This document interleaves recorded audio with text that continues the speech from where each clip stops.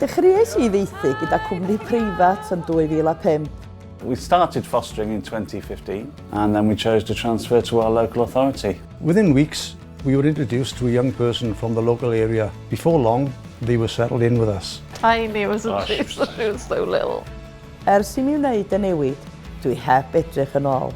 Choosing to foster with Foster Wales was the best decision we ever made.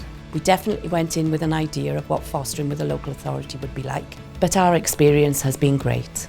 Mae'r gefnogaeth yn anhygoel gan y gweithwyr cymdeithasol, neu ofalwyr maeth lleol arall.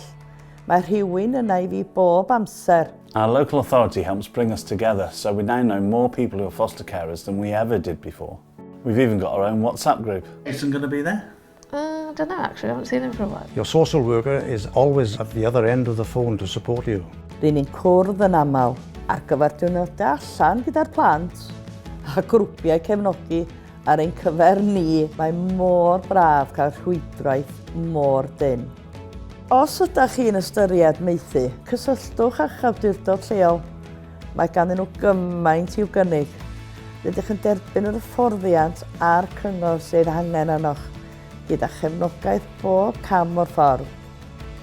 Popeth sydd ei angen I chi fod yn ofalwyr maeth gwych. I know what I didn't show you. Although the children may not stay long term, It was in little Un's bag. there'll always be a place that feels like home for them. And that is what fostering is all about.